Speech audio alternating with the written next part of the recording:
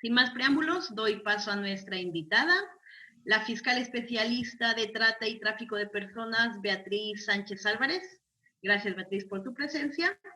Bueno, Beatriz está dedicada a la persecución de este tipo de delitos desde el año 2010. Tiene una amplia experiencia.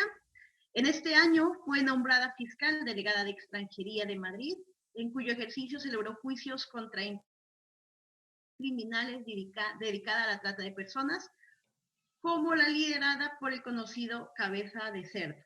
Actualmente desempeña su función en la Unidad de Extranjería de la Fiscalía General del Estado como fiscal adscrita al fiscal de sala, participando, entre otras funciones, en la coordinación de todas las investigaciones judiciales que se llevan a cabo en el territorio nacional en esta materia, habiendo participado en numerosos proyectos internacionales referentes a la lucha contra la trata, dirigidos por organismos como la Oficina de Naciones Unidas contra la Droga y el Delito, la Organización para la Seguridad y la Cooperación en Europa, que es la entidad que ejerce de mediadora entre los Estados miembros en tareas relacionadas con la prevención y la gestión de conflictos, y la Fundación Internacional Iberoamericana, una institución dedicada a la cooperación internacional en materia de administración y políticas públicas, entre otras. Es un placer contar contigo nuevamente, Beatriz, y te cedo la palabra para que nos expongas tu ponencia, que en esta ocasión se ha titulado La trata con fines de acción sexual, situación actual en la nueva realidad COVID, retos y posibles soluciones. Gracias, Beatriz, tienes la palabra. Buenos días a todos y a todas. Para mí es un placer compartir nuevamente con vosotros y con vosotras un poco de mi tiempo y bueno, en esta ocasión para algo muy concreto, que es hablar de cómo ha afectado también esta nueva realidad, la COVID-19, en las víctimas de trata de seres humanos y en el fenómeno en sí de la trata.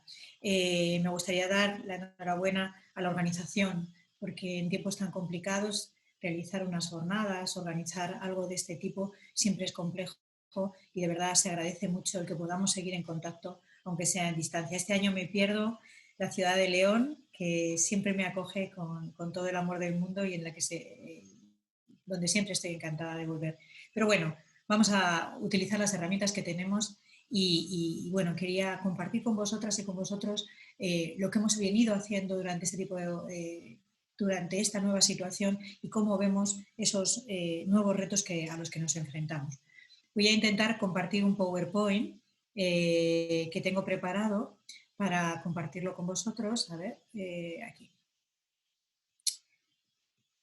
A ver, ¿dónde puedo? No veo el lugar. Aquí. Bueno, como os decía, siempre me gusta comenzar porque no sé si el auditorio está familiarizado con el tema de la trata de seres humanos, y es un fenómeno que, aunque parece que todo el mundo sabe en qué consiste, no es verdad. Generalmente hablamos de la trata como algo relacionado con la prostitución o igualándola a la prostitución, o con otros fenómenos como la inmigración, que son parecidos y tienen cosas en común, pero no es exactamente igual. La trata de seres humanos, como se configura a lo largo del siglo XX y el siglo XXI, verdaderamente es una forma de esclavitud. Y consiste en algo tan concreto como arrancar a una persona de los vínculos a los que pertenece, de sus vínculos afectivos, de sus vínculos culturales, sociales, familiares, idiomáticos, religiosos, mediante violencia, intimidación e engaño, y trasladarle a otro lugar. Y aprovechando esa vulnerabilidad generada de una manera máxima como que es consecuencia de ese desarraigo, explotarle en alguna de las modalidades que se prevén en la legislación tanto española como en los convenios internacionales. Así, puede ser explotada en el ámbito laboral, mediante la esclavitud, la servidumbre, la mendicidad, o también en el ámbito de la explotación sexual mediante la prostitución, la pornografía o cualquier otra forma de comercio sexual, o bien mediante los matrimonios forzados, la extracción de órganos o la trata para la comisión de conductas delictivas, ¿no?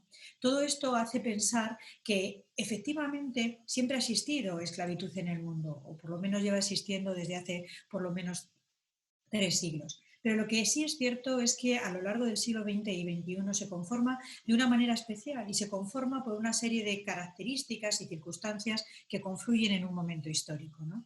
Evidentemente, siempre ha habido desigualdades entre países, desigualdades entre sociedades, entre gente rica y gente pobre. Pero a lo largo del siglo XX, desde mediados sobre todo del siglo XX y lo que llevamos del siglo XXI, se producen dos acontecimientos muy importantes. En primer lugar, el que existe un aumento progresivo de la población humana. Y ello se debe pues, a una mejora de la agricultura, a una mejora de las condiciones de vida a nivel mundial. Y esto hace que exista una mayor movilidad humana.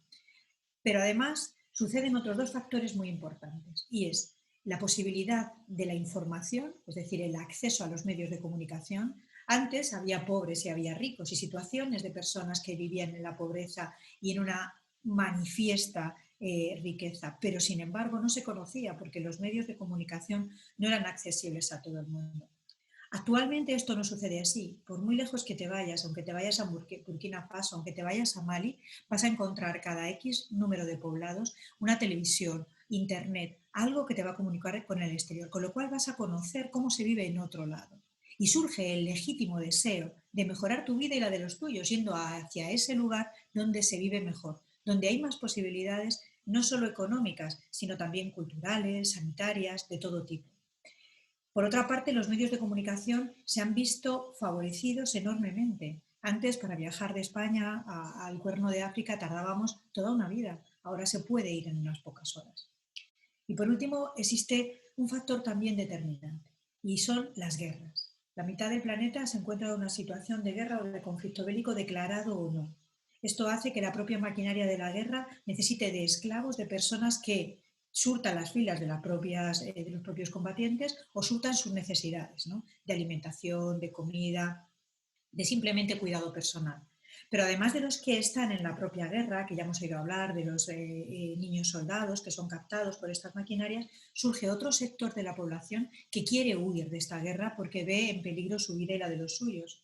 Y esto es aprovechado por los propios dueños de la guerra para favorecerles la salida, pero a la vez cobrarles ingentes cantidades de dinero que luego van a tener que pagar mediante una situación de explotación o de esclavitud. Como digo, todo este movimiento humano que se deriva de estas circunstancias que acabo de relatar hace que existan unas personas que quieran salir de una determinada situación, otras que favorecen esa salida y que además de favorecerles la salida, posteriormente les explotan mediante esa deuda que han generado en ese proceso migratorio. Es verdad que existen otras formas de trata, es verdad que a veces es trata interna dentro del propio país, pero generalmente está vinculada con una delincuencia organizada y transnacional. Lo que hace, como veremos dentro de un rato, que esto dificulte enormemente la investigación de este tipo de delitos. Pero sobre todo tenemos que tener una idea clara, ¿no? Y es que en el fenómeno de la trata de seres humanos lo más importante son las víctimas. ¿Por qué? Porque verdaderamente son merecedoras de una protección internacional precisamente por el daño inconmensurable que han sufrido. Y ello porque ningún país es ajeno a la trata. Todos los países que podamos imaginar están inmersos en este proceso de una manera u otra. O son países de origen, donde se captan las víctimas, o en tránsito, o países donde se las explota. España, por desgracia, por su configuración geográfica, es un país tanto de tránsito para pasar al resto de Europa, desde África, por ejemplo, como de destino y explotación. Pero es que además ninguno de nosotros somos ajenos del todo al fenómeno de la trata. ¿De acuerdo? Porque aunque no se esté directamente involucrado en este mercado, de alguna manera indirecta lo estamos, porque somos demandantes de esa oferta que se nos está haciendo de personas. En definitiva, cuando compramos un objeto siempre pensamos en nuestra propia seguridad, si cumple las normas relativas a ser seguro, a ser eficaz, pero nunca nos paramos a comprobar ni exigimos unas medidas de control de que son realizadas por personas que tienen garantizados sus derechos como trabajadores, sus derechos como seres humanos. Por lo tanto, esto nos tiene que hacer pensar en varios sentidos. Primero, en primer lugar, que todas las agendas políticas de todos los gobiernos y todos los estados tienen que tener como prioritario la defensa de estas víctimas. ¿De acuerdo? También que la existencia inminente de una víctima que está en peligro tiene que hacer decaer cualquier investigación, porque lo prioritario es ponerla a resguardo, protegerla y darle la posibilidad de rehabilitar su vida. Y por otra parte, tenemos que tener en cuenta que tiene que haber un equilibrio, ¿no?, entre los derechos que tienen los investigados, por ejemplo, o los acusados, y el derecho que tienen las víctimas. Por supuesto que en un Estado democrático y de derecho tienen que estar protegidos los derechos de los investigados, de los acusados. Pero no nos podemos olvidar de las víctimas. Tenemos un estatuto de protección de la víctima, tenemos una ley de protección de testigos, tenemos muchas normas que nos permiten protegerlas y en muchas ocasiones se olvidan. ¿De acuerdo? Por lo tanto, y yo como agente dentro de ese proceso judicial tengo que decir que es una asignatura pendiente que tenemos que trabajar desde las fiscalías, desde las fuerzas y cuerpos de seguridad del Estado, desde los juzgados. Hay que proteger a las víctimas. Los procedimientos judiciales son muy complejos, a veces pasan como verdaderas apisonadoras por encima de estas personas. Y por lo tanto tenemos que ser muy cautelosos para no revictimizarlas, para no causarles todavía un daño superior o al menos acrecentar el daño que ya han sufrido. Así que esa es la primera cuestión que tenemos que tener en cuenta, la protección de las víctimas, que este es un delito que tiene que ver con la vulneración de derechos fundamentales, que es una gran vulneración de derechos fundamentales, que cuando uno se enfrenta a una víctima de trata de seres humanos, se enfrenta a una persona que ha visto laminado todos sus derechos, los que le corresponden por eso, por ser persona, los derechos que vienen reconocidos en las cartas internacionales de derechos humanos, los derechos constitucionales, el derecho a la libertad, el derecho a la expresión, el derecho a la familia, el derecho a todo.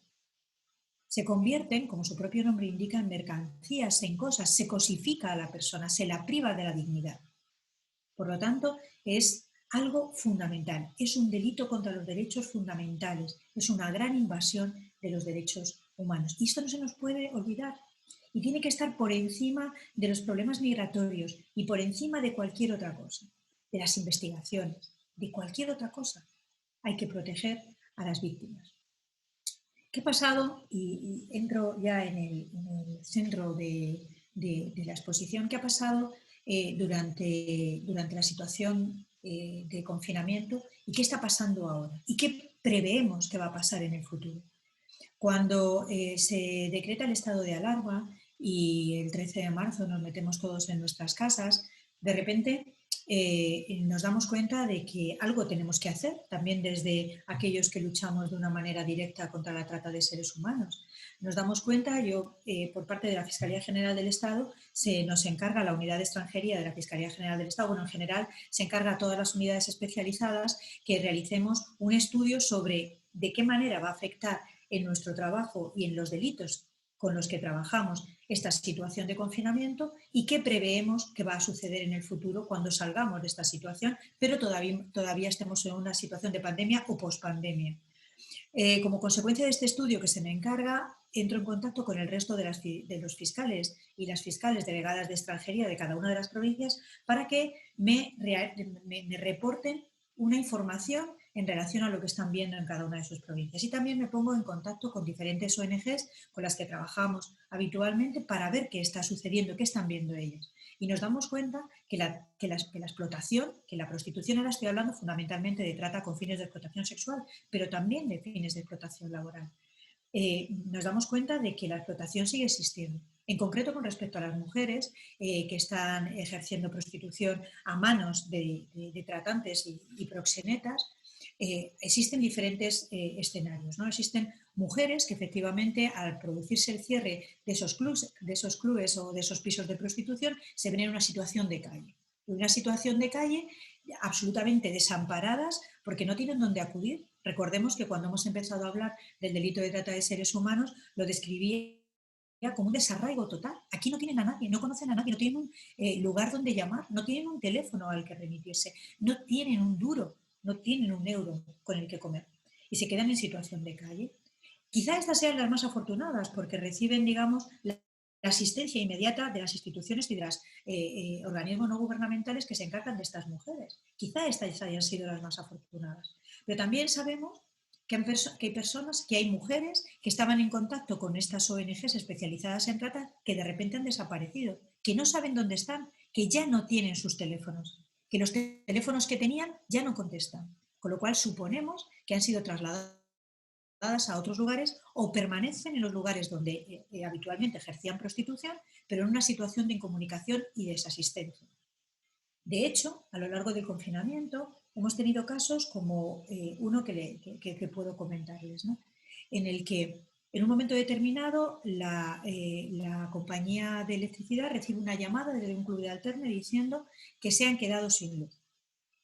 La compañía de electricidad dice que eso es imposible porque ellos no pueden en esta situación de pandemia y de confinamiento cortar la luz a nadie, que el problema es que no tenían constancia de que allí estuviera viviendo nadie, que por favor llamen a fuerzas y cuerpos de seguridad del Estado para que les hagan un escrito, un certificado diciendo que allí está viviendo gente para que les puedan de nuevo dar la energía eléctrica. Así lo hacen, pero cuando la Guardia Civil llega al lugar se encuentra un panorama absolutamente dantesco. Habían pasado ya más de 40 o 45 días en los que las mujeres estaban allí viviendo sin agua, sin comida, sin prácticamente nada, resistiendo con lo poco que les había quedado en los congeladores y en las neveras del club de alterno. ¿De acuerdo? Esto se ha repetido en diferentes lugares. Pero también ha existido un tercer escenario, y es aquellas mujeres que a pesar de la pandemia se han visto obligadas a seguir ejerciendo prostitución porque así les han obligado sus tratantes y sus captadores y sus explotadores. ¿Cómo lo hacían? Pues poniendo en riesgo aún más su vida y su salud, ¿no? Y contraviniendo, por supuesto, la normativa existente al respecto y además también con el riesgo de ser sancionadas. Por lo tanto, se veían en una situación de desamparo total. Cualquiera de estos supuestos que hemos relatado suponía el aumentar ya la situación de deterioro que tenían estas mujeres.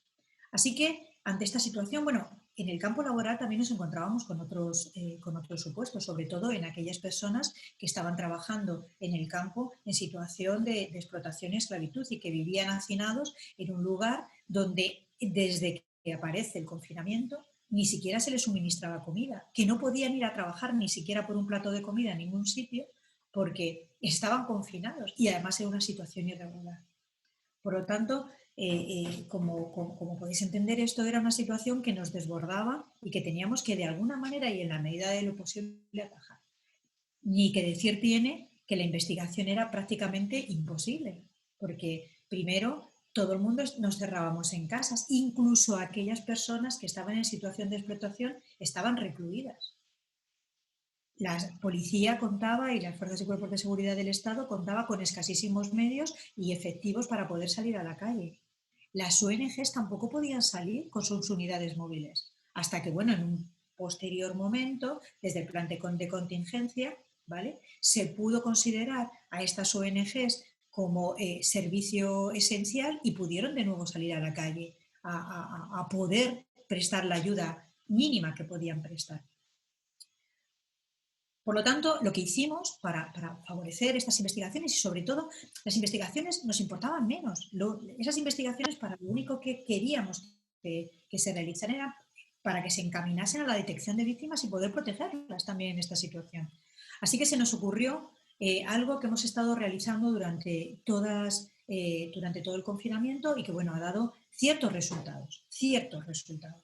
Y es reunirnos semanalmente las ONGs, un grupo de ONG especialistas en trata, grupos especializados de Policía Nacional, Guardia Civil, la Unidad de Extranjería a la que yo pertenezco y en algunas ocasiones tanto Inspección de Trabajo como la Delegación de Gobierno para Violencia de Género, para aprovechar las inspecciones de trabajo que se hacía desde inspección para ver si había situaciones de explotación, para que también desde Delegación de Gobierno se nos informara de qué se estaba haciendo, cuál iba a ser el plan de contingencia para ayudar a estas víctimas, así como para dar ya aportaciones y aportar ideas, y también para que las ONGs pudieran facilitar información directa a los cuerpos y fuerzas de seguridad del Estado que pudieran actuar para proteger a estas víctimas. Y bueno, con estas medidas sí que hemos podido conseguir, por ejemplo, que a través precisamente de esta normativa del confinamiento que permitía multar a las personas que se hallaban en la calle, por ejemplo, hemos podido detectar a determinados clientes a los que hemos parado antes de que pudieran acudir a estos servicios y disuadirles, ¿no?, del consumo de prostitución. Como digo, sí que han salido operaciones, sí que se ha podido proteger y detectar a mayor número de víctimas, pero de una manera muy limitada. Es verdad que con el plan de contingencia ante el COVID-19 en personas en situación de prostitución se han empezado a dar un mayor cobijo, una mayor protección, bastante limitada porque al final no pudo ser llevado a sus últimos efectos, pero se han ido haciendo cosas. El problema es que la situación actualmente en el periodo post-confinamiento es prácticamente igual.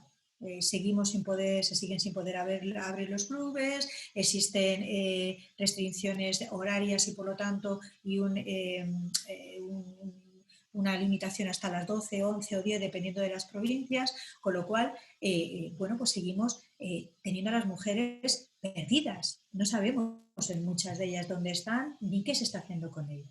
Y tenemos la sensación que la situación de vulnerabilidad obviamente ha aumentado. No es que tengamos la sensación, tenemos la certeza, porque si ya estaban en una situación económica muy debilitada, actualmente que además su deuda se ve acrecentada y la posibilidad de obtener recursos para pagarla es ínfima, pues entendemos que la situación que va a venir consecutiva a la que estamos viviendo es que van a empeorar sus deudas, va a empeorar su situación y desde luego no va a cesar su explotación. Lo único que va a suceder es que como el sistema en general, el mundo delictual, se adapta a cualquier situación, ¿qué va a hacer? Pues aprovechar también y adaptarse a lo nuevo que viene, ¿no? A las nuevas tecnologías, a las nuevas formas de explotación mediante las redes y mediante Internet, la captación a través de estas vías, el aumento de la pornografía y la facilitación de sexo online, que está siendo gravísimo, que nos hemos olvidado. La gente no deja de consumir sexo.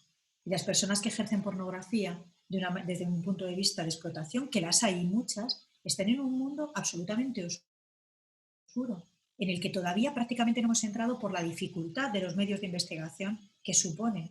Es otro mundo. Y o nos adaptamos los que estamos en la lucha contra la trata o tenemos la guerra perdida. Esto va a suponer un cambio brutal en las nuevas formas de explotación, en las nuevas formas de captación y vigilancia de las mujeres y en general de las personas que se encuentran en el mundo de la trata. Porque también hay explotación laboral online y además mucho más invisible. Se acabó el poder hacer inspecciones de trabajo y seguridad social, o sea, por parte de la Inspección de Trabajo y Seguridad Social, porque ya no hay un lugar concreto donde se desarrolle ese trabajo, sino que se desarrolla dentro de los hogares. Por lo tanto, la posibilidad de acceso es muchísimo más limitada. Por lo tanto, la detección de las víctimas es algo que no sabemos cómo vamos a abordar a partir de ahora. ¿Cómo vamos a localizarlas? ¿Cómo vamos a acceder? Pero si ellos han sabido, también tendremos que saber nosotros y tendremos que adaptarlos a las nuevas formas de investigación también, utilizar sus propias herramientas, sus mismas herramientas, para poder llegar al fenómeno delictivo y también para poder llegar a la protección de las víctimas.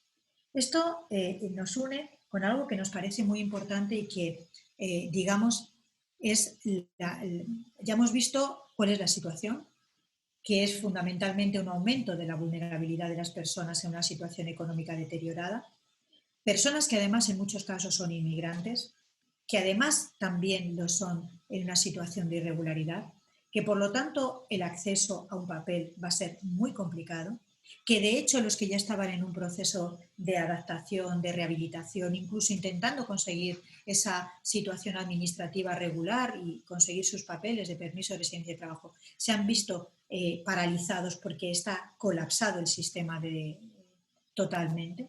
Pues nos encontramos con esas personas en una situación ya previa de vulnerabilidad, con un aumento total de esa debilidad económica y administrativa, con un retroceso en cuanto a los medios posibles porque estamos en una situación de crisis económica, con un ocultamiento mayor de las víctimas y de la posibilidad de detección y con unos recursos muy limitados para esa investigación. Bueno, ¿y ahora qué vamos a hacer? Porque esa es la pregunta del millón, ¿no? Habrá que atajarlo de algún modo. Sabemos ya de las grandes dificultades de la investigación de este tipo de delitos. Ya lo anunciaba al principio, ¿no? Está muy vinculado con la delincuencia organizada transnacional. Esto supone una dificultad inmensa de obtención de pruebas, porque además estas se tienen que obtener en diferentes países. En otro caso, lo único que conseguimos es desarticular la red de explotación en el lugar donde estamos investigando, pero la cabeza, que está en el país de origen, toda la organización, toda la estructura que puede reorganizarse una y otra vez, sigue impoluta, nadie la ha tocado. Por lo tanto, o acudimos a la cooperación internacional y la favorecemos con todas las dificultades que eso conlleva, o no acabaremos con este fenómeno jamás, ni con la investigación, ni con el delito, ni protegeremos adecuadamente a las víctimas, ¿no? Pero además existen problemas jurisdiccionales entre países, entre los propios órganos interestatales. Y esto dificulta muchísimo toda la investigación y todo lo que es la organización procedimental. Pero es que además, claro, cuando hablamos de organizaciones internacionales y hablamos de organizaciones transnacionales, estamos hablando de estructuras que manejan muchísimo dinero.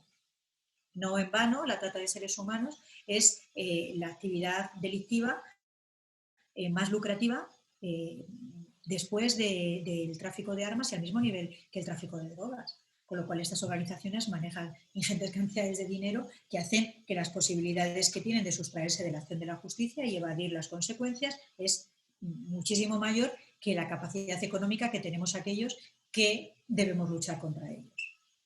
Con lo cual, la investigación, como digo, es muy compleja. Pero además tenemos otro problema y es que tenemos que aprender y tenemos que convencernos que no podemos depender del testimonio de la víctima para conseguir condenas y para conseguir investigar estos delitos. Porque la víctima bastante ha sufrido ya.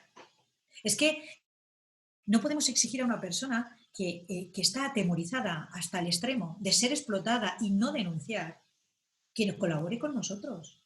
Es que en el eje central de la trata de seres humanos está el miedo. Un miedo brutal a sufrir daños ella y sus familias en los lugares de origen. ¿De verdad nosotros podemos proteger en su totalidad a todos aquellos que son víctimas de trata de una manera directa o indirecta? ¿Podemos de verdad proteger a las familias de las víctimas en Nigeria, en China, en Colombia? ¿Podemos hacerlo de verdad? Pues si no podemos hacerlo en su totalidad y no podemos prometerles esa seguridad plena, no podemos exigirle que colaboren con nosotros. Así que tenemos que acudir a otras vías, al resto de vías que nos da la ley de enjuiciamiento criminal, el ordenamiento jurídico español. Tenemos que volvernos locos para probar hasta el extremo que una determinada persona o un determinado grupo ha cometido esta conducta delictiva sin tener la declaración de la víctima. Si la tenemos, mejor. Pero eso sí, protejamos a la víctima, cuidémosla durante el procedimiento, cuidemos a sus familiares. Pero si no la tenemos, que no nos durmamos en los laureles, que tenemos escuchas telefónicas, vigilancias con medios electrónicos, agentes encubiertos, rastreo de redes, el agente encubierto informático. Aprendamos de ellos en ese sentido. Utilicemos las redes, las nuevas tecnologías. No nos podemos quedar atrás. Tenemos que tener grupos especializados en fuerzas y cuerpos de seguridad del Estado para el rastreo de estas redes, para conocer cómo se maneja un agente encubierto informático. Y por otra parte, tenemos que adaptarnos a que existen otras nuevas formas de explotación, no solo en la trata sexual, como hemos dicho, en la trata laboral. Es que muchas mujeres, muchísimas mujeres, también están inmersas en el mundo de la trata laboral. ¿Por qué? Porque están en aquellos sectores generalmente atribuidos y tradicionalmente atribuidos a las mujeres, el servicio doméstico, la hostelería como camareras. Este sector es un sector en el que se ve fuertemente invadido en muchas ocasiones por la explotación laboral y no lo estamos viendo. No lo estamos viendo porque necesitamos que estén en la calle, porque necesitamos que estén en los lugares de trabajo. Los hogares domésticos no son sitios donde se pueda entrar si no es con una orden judicial y por lo tanto la limitación de posibilidades de encontrar estos supuestos es mínima. Tenemos que saber que hay nuevas formas como por ejemplo las que les acabo de referir, o para la comisión de conductas delictivas, que están ahí y las tenemos prácticamente olvidadas, y en las que también están inmersas mujeres. Se calcula que el 70%, el 75% de las víctimas de trata son mujeres.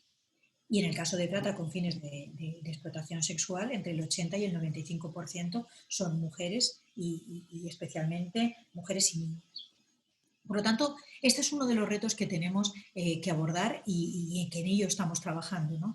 El exprimir al máximo todas las posibilidades que nos dan las investigaciones, el que la víctima sea protegida durante el proceso y no tengamos que sustentar todo el acervo probatorio en su declaración, la víctima además es una persona que ha sufrido mucho, puede cambiar de criterio, puede ser lábil, a veces no recuerda todo, a veces se niega parte de lo que ha sucedido y por lo tanto no puede acomodarse a los parámetros normales de cualquier otra víctima, de cualquier otro testigo que podamos considerar que debe desvirtuar el principio de presunción de inocencia. Otro de los problemas que tenemos, y esto es con carácter general, no solo durante el tiempo de la pandemia, yo ayer decía en otras jornadas en las que participaba que está muy bien que protejamos a las víctimas y que adoptemos medidas de urgencia para esta situación de COVID. Pero es que sería mejor no tener víctimas. Es que sería mejor que esas medidas se adoptaran con carácter general y que cuando llegara el tiempo de pandemia o cuando llegara cualquier otra crisis económica, ambiental o de cualquier otro tipo, solo hubiera un residuo mínimo. Es verdad que la actividad delictiva siempre va a existir y siempre va a haber un número de víctimas residual. Pero lo que no podemos decir es, como ha llegado la pandemia, vamos a adoptar medidas para proteger a las víctimas. No, no, vamos a adoptarlas también de base. Y para que existan medidas de protección de base, tenemos que hacer un cambio legislativo. Un cambio legislativo muy importante para evitar que existan víctimas de trata de seres humanos. Uno de esos cambios jurisprudenciales y legales tiene que ser lo que se entiende por abuso de situación de vulnerabilidad, superioridad o necesidad. Vamos a ver, todo el mundo entiende perfectamente que si yo encuentro a una mujer con una bola en el pie, ¿verdad?, con una cadena y atada, y en esta situación la están obligando a ejercer prostitución, todo el mundo entiende que eso es un delito. Es una prostitución o una trata, en el caso de que haya sido traída, es una prostitución coactiva. Y todo el mundo lo entiende, un tribunal, el señor que pasa por la calle, cualquier persona que no sea o sea ajena a derecho. Pero ese no es el caso que encontramos habitualmente. Nosotros lo que encontramos habitualmente son mujeres que son explotadas en una situación de vulnerabilidad extrema, en la que no tienen otra opción posible, real o aceptable que someterse al abuso. Por ejemplo, una mujer que viene desde Nigeria, con una deuda que ha avalado con vudú, en el que ella cree firmemente, porque también los cristianos consideramos que en el vino y el pan está el cuerpo y la sangre de Cristo. Esto es una cuestión de creencias, pertenecen al mundo de la fe. Y estas personas creen que si no cumplen con esa deuda migratoria que avalaron con un sistema de vudú, su vida y la de sus familias corre mucho peligro. Lean ustedes el tratado que tiene Anna Dols sobre la vinculación entre la trata y el vudú. El vudú no es una superchería, es una religión animista fuertemente arraigada en parte del territorio subsahariano. Por lo tanto, eso es una situación de vulnerabilidad extrema. No tienen otra alternativa real o aceptable que someterse a eso que se les impone para pagar la deuda. Pero hay cosas como mucho más pragmatísticas. Tenemos supuestos en los que, por ejemplo, mujeres de Paraguay, para poder llegar a España o a cualquier otro lugar de Occidente, avalan esa deuda migratoria con una hipoteca, bueno, un crédito hipotecario de una vivienda, casi siempre una infravivienda que tiene su familia. Y si no pagan esa deuda, su familia pierde el único bien que tiene para poder vivir, que es su casa. Las engañan, las dicen que van a venir aquí a trabajar en una casa, cuidando niños o en el bar, sirviendo copas. Y cuando llegan y que van a poder pagar esa deuda en cómodos plazos y que pronto tendrán liberada la carga sobre su casa. Y cuando llegan aquí les dicen, aquí no puedes trabajar, entre otras cosas, porque no tienes papeles. Así que tienes que ejercer prostitución. Y si no ejerces prostitución, no vas a poder mandar dinero a tu país ni pagar la deuda. Y tu familia va a verse privada de esa vivienda. Claro, yo siempre cuento el mismo caso en un juicio que tuve de mujeres paraguayas y decían, entonces usted prefería prostituirse a volver a su país. Y la mujer decía, no, yo lo que quería era un trabajo digno, que es para lo que vine. Es que no podía volver a mi país sin pagar esa deuda.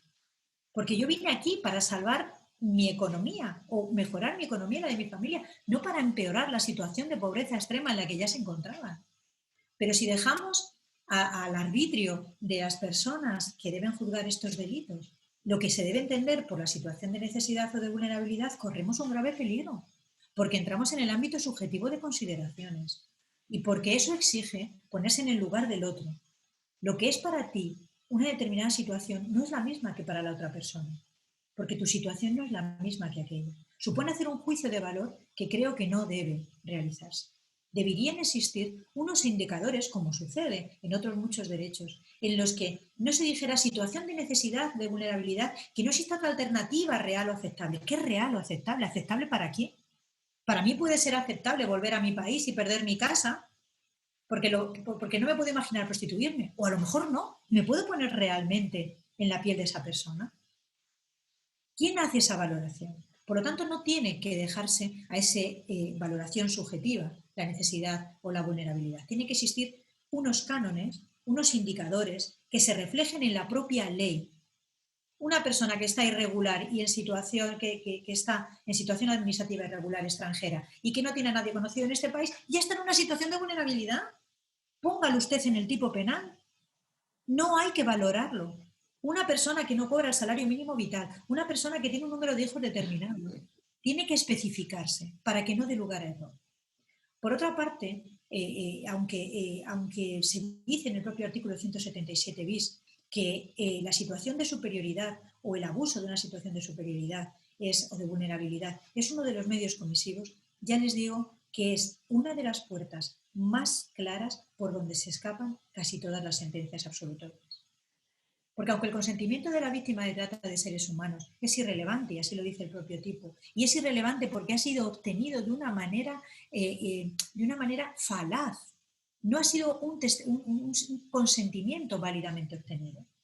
Es que usted se dedicaba a la prostitución porque sabía que venía a ejercer prostitución, sí, pero no en las condiciones que me dijeron. Yo vine aquí en unas condiciones determinadas para mejorar mi economía y la de mi familia. Pero aquí lo único que estoy haciendo es enriquecer a otra persona, que nunca termino de pagar la deuda. Jamás. Solo se enriquece él. Si yo lo hubiera sabido, no hubiera venido. Luego mi consentimiento está viciado. No es relevante. Bueno, pues esto es lo que todos los días nos cuesta acreditar enormemente ante un tribunal. Por eso tiene que cambiar el tipo penal. Por eso tiene que estar basado en términos objetivos y no valoración subjetiva. Pero el más grave de los problemas que tenemos en España, para acabar con la trata en todas sus modalidades, pero sobre todo la trata con fines de explotación sexual, es que no tenemos bien regulada lo que son los delitos de explotación. Tenemos bien regulada la trata, pero no tenemos regulada la explotación laboral. Porque en España, aunque ustedes se crean lo contrario, no existe un delito de esclavitud, ni un delito de servidumbre, ni un delito de matrimonios forzados en general, ni un delito de mendicidad en general, solo cuando se trata de menores. Y lo más grave, no tenemos regulado como tal la penalización de todas formas de proxenetismo. Solo cuando hay violencia, intimidación o situación de abuso, o cuando es menor o es discapaz, se considera que es una prostitución relevante para ser delictiva. Pero es que, como les he dicho, esto es lo grave. En otros países, como Noruega, Suecia, Finlandia, y nuestro más cercano, Francia, lo tienen clarísimo. Hay cosas que no pueden estar dentro del mercado de los hombres. No puede existir el proxenetismo. Nadie se puede lucrar con la prostitución ajena. Y no es un debate sobre prostitución sí o prostitución no. Si una mujer, excepcionalmente, que yo no conozco, excepto la prostitución de lujo, que me dicen que existe, que habrá un tanto por ciento mínimo de mujeres que en ese ámbito de igualdad deciden libremente ejercer la prostitución, el acervo mayor de mujeres que están prostituidas, ¿verdad?, lo son a manos de unos explotadores, de un proxeneta, de un chulo. Y cuando dicen que laborizar la prostitución supone dignificar el ejercicio de la prostitución, que supone dignificar a las mujeres, se miente. A las mujeres se les dignifica dándole las posibilidades que tenemos otras mujeres, dándoles posibilidades de trabajo, de educación, de formarse, de tener un buen trabajo. Así se dignifican las mujeres, empoderándoles, dándoles una situación de igualdad, no prostituyéndolas. A los únicos que dignifican cuando se laboriza la prostitución es a los chulos, a los proxenetas, a los que pasan a ser eso, a ser empresarios del sexo. Olvidémonos, no nos engañemos. Y yo creo que, es fundamental esto que les voy a referir, que se dijo por algunos de los parlamentarios cuando se discutía en Francia sobre la prohibición, vamos a la penalización del proxenetismo. Y me gusta mucho repetirlo porque me parece magnífico que determinados diputados digan esto. Ojalá en mi país, ojalá en nuestro país alguien dijera esto.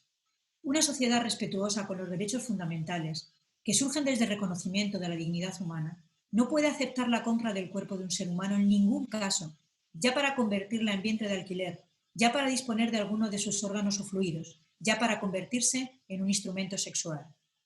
No es suficiente con que una mujer prostituida se declarara libre para que la esclavitud de todas las demás se convierta en algo aceptable o respetable.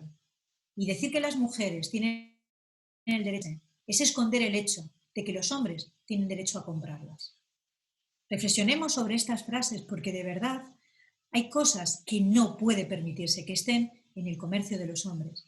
No puede permitirse que en España todavía sigan existiendo miles, cientos de lugares donde se ejerce la prostitución de manera impune, donde las mujeres viven en situación de acuartelamiento, 24 horas disponibles. Eso no es verdad que se haga desde una forma libre, porque para que exista libertad debe existir una igualdad previa de oportunidades, de posibilidades. Sin esa igualdad previa no se puede hablar de una libertad real. Yo no conozco a gente de mi entorno, a mujeres que tengan unas mínimas posibilidades, que se dediquen a la prostitución de una manera libre. No es verdad, nuestras hermanas, nuestras amigas, nuestras hijas, nuestras madres no lo hacen. Y no lo hacen no porque sean más dignas que las otras mujeres. No, no lo hacen porque tienen otra posibilidad. Nosotros, la Unidad de Extranjería de la Fiscalía General del Estado, llevamos la prostitución y los delitos de trata porque las mujeres que ejercen y son prostituidas en España son extranjeras.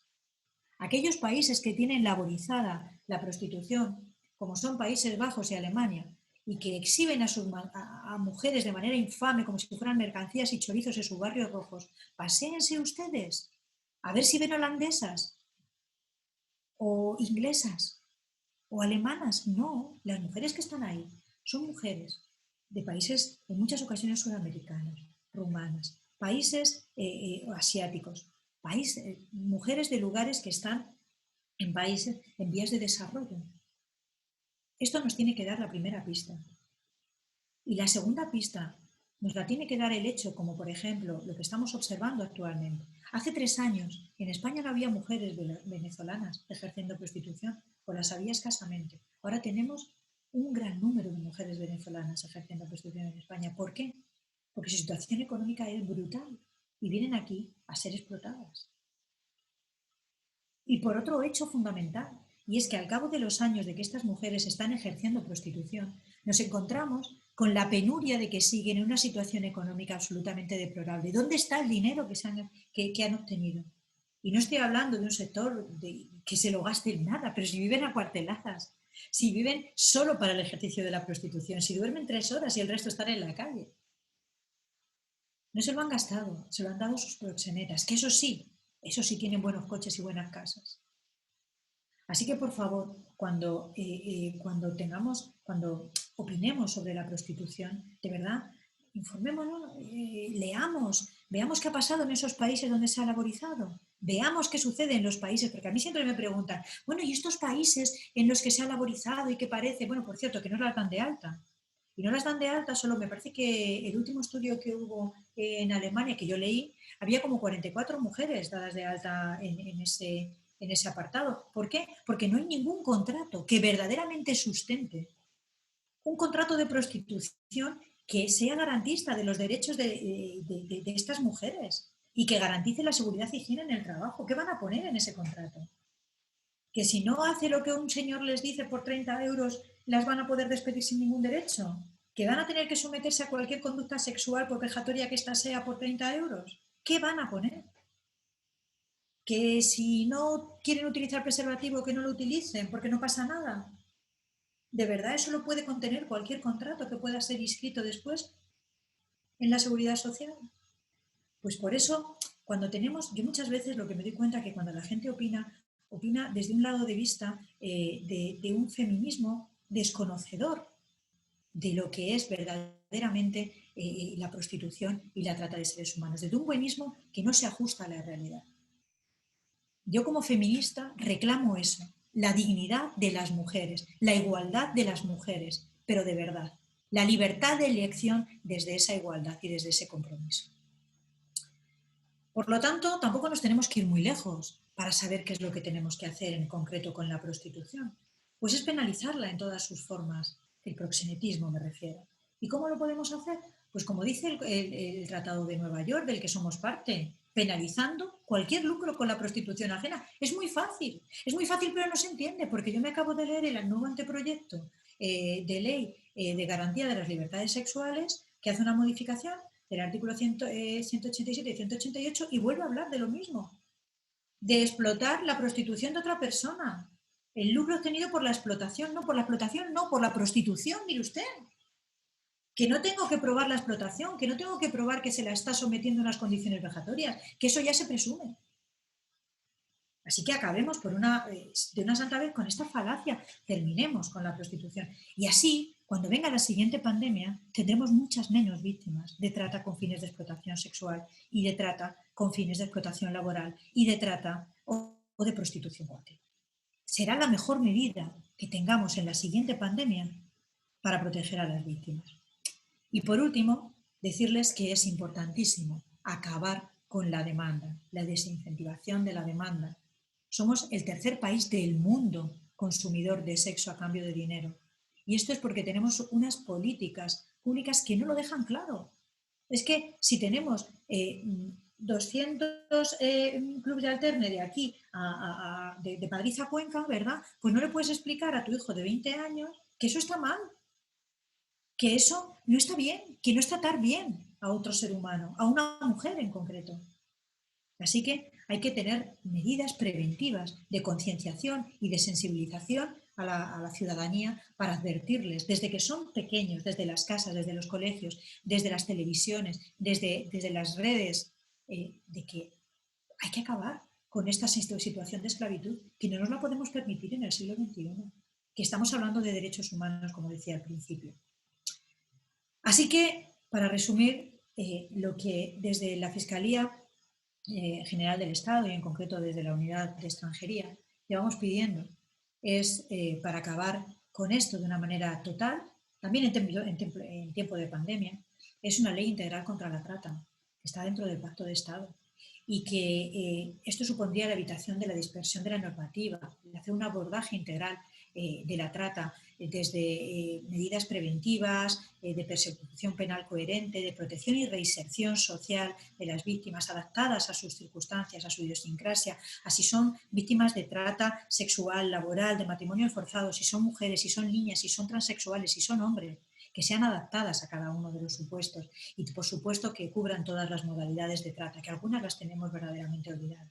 Y luego, como les decía, que esa ley integral también aborde esa regulación y esa penalización adecuada de los delitos de explotación, de la esclavitud, de los trabajos forzados, de la servidumbre, penalizar cualquier forma de proxenetismo al consumidor, desincentivar ese consumo, si no es penalmente, por lo menos de forma administrativa, perdón. Y también hay que abordar reformas legislativas desde la ley de enjuiciamiento criminal. A la víctima no se la puede hacer una vez que ya ha colaborado, que preste declaración una y otra vez. Cuando uno tiene una prueba preconstituida, realizada con todas las garantías legales, esa debe servir también para el acto del juicio oral. No debe someterse a la víctima una y otra vez a nuevas declaraciones y a nuevamente victimizarla para que vuelva a recordar lo que pasó, lo que sucedió y lo que sufrió. Y bueno, yo creo que con esto acabo mi ponencia y estoy deseando escuchar a Daniela, que yo creo que va a tener muchísimo más que decir que yo. Muchas gracias por la atención y de verdad estoy encantada de compartir con vosotros pues esto poco que sé. Muchas gracias. Gracias, Beatriz, a ti por la claridad, como siempre, de tu exposición. Es realmente un placer escucharte. El trabajo, como bien lo dices, es muy arduo. Nos enfrentamos ante este fenómeno global y es necesario, como bien lo ha señalado, una agenda pública bastante amplia, pues todos los países están implicados y ningún país en este mundo es ajeno a esta brutal realidad. Me parece importante lo que señalabas, ¿no? Que es, hay que proteger a las víctimas, sobre todo ante una situación que nos hemos enfrentado, ¿no? Que ha sido inesperado y es donde evidentemente se agudizó su realidad y como lo has comentado frente a la experiencia que has podido percibir, pues incluso han dejado de tener acceso a sus recursos vitales y esto es bastante grave, ¿no? Proteger a las víctimas es importante, pero como bien lo señalabas, es indispensable en esta lucha contra la trata avanzar en ese marco legislativo y por supuesto la ciudadanía no debemos ser cómplices. Así que muchísimas gracias de nuevo, Beatriz, por tu exposición. Como venimos desarrollando la metodología de las jornadas, tienen ahora las personas que quieran hacer alguna pregunta a la fiscal, podrían hacerlo en este momento, bien a través del chat o alzando la mano para que mi compañero Tomás les active el micrófono. Así que si alguien quiere intervenir o alguna pregunta que esté en el chat. Yo quería decir, bueno, muchas gracias, Beatriz.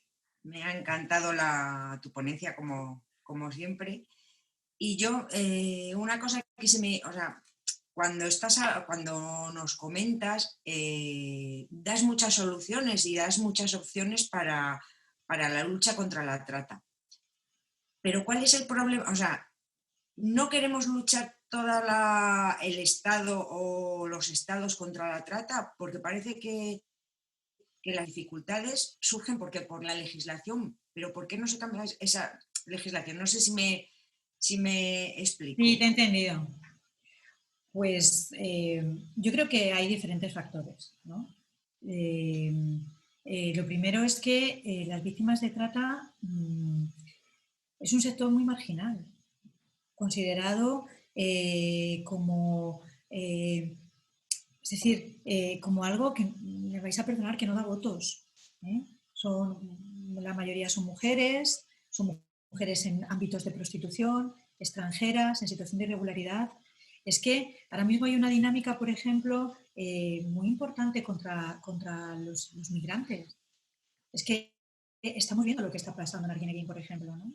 Y estamos viendo cómo la sociedad reacciona violentamente contra la gente inmigrante. Si además a eso le añadimos que estás en un entorno de prostitución, no a los gobernantes, es que a los ciudadanos es que no les importa. Es que tiene que haber, primero, yo siempre digo lo mismo, los jueces, los fiscales, los gobernantes no nos han traído desde un ovni y nos han puesto aquí. Pertenecemos a una sociedad y somos partícipes de una situación social y de una conciencia social común. Y es que no estamos concienciados con el sufrimiento, con el drama humano que supone el ya, sin ser explotado, simplemente salir de un país y marcharse a otro donde no tienes a nadie, ¿eh? Y sin una garantía de dónde vas a trabajar. No estamos hablando de nosotros cuando nos vamos a trabajar a Alemania, que sabemos dónde vamos. No. Que te ves forzado porque tu país no te ofrece nada, porque te mueres de hambre en tu país, ¿vale? Y no tienes ninguna oportunidad ni para ti ni para tus hijos. Y te metes en una barcaza, en una patera, y cruzas el océano con tu hijo de 6 meses que le ves morir ahogado. Esto hace 2 días en televisión. Y no he visto ninguna protesta masiva porque haya pasado esto. Y estamos viendo lo de Arguineguín. Entonces, es que realmente a la sociedad en general de los países occidentales a los que pertenecemos no nos importa. Por eso a nuestros gobernantes tampoco les importa. Por eso no adoptan medidas. Porque como a nosotros no nos importa, no lo consideramos algo relevante a la hora de votar. Un programa que diga que se va a acabar contra todas las formas de trata, todas las formas de proxenetismo, nos importa a 4 que conocemos este problema. Y a 4 personas más concienciadas. Por eso el problema tiene que ser de base, tiene que ser de sensibilización, concienciación y educación de la ciudadanía en general para que la ciudadanía exija a sus representantes que se acabe con esto. O sea, es decir, que nuestros representantes políticos, sociales, no son más que una muestra, responden a una sociedad. No solo podemos culparles a ellos, es que también tenemos responsabilidad nosotros. Nosotros somos los que no exigimos. Eso por un lado. Y en segundo lugar, tenemos otro problema, y es la economía. Es que hace unos años se realizó cuál era la importancia de la obtención de lo que se sacaba en los clubes de alterne para el Producto Nacional Bruto. ¿Entiendes? Y es una barbaridad. Es que tenemos zonas de España dedicadas a parque temático de la prostitución. O sea, pasémonos por la Junquera. Entonces, pues es que no tenemos nada más que decir. Eso unido también, es verdad, a las dificultades enormes, como he dicho en la investigación, porque es un fenómeno transnacional y se deberían adoptar medidas transnacionales. Que eso es verdad, o sea, se deberían poner las pilas desde un punto de vista internacional, no mediante convenios como los de Varsovia y los de Palermo, que efectivamente se firma todo el mundo. Ya, pero es que no te doy un duro si no acabas en tu país con la captación. Claro, porque es que firmamos convenios, pero luego no exigimos resultados.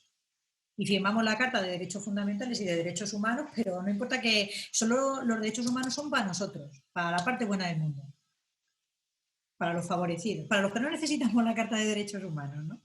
Entonces, claro, es que son muchos problemas y luego hay muchas cosas, hay mucha confusión. Yo conozco a gente bien intencionada, que te dice pues cosas como que, bueno, mujer, pero si regularizáramos la prostitución, ¿verdad? Pues por lo menos tendrían un contrato de trabajo.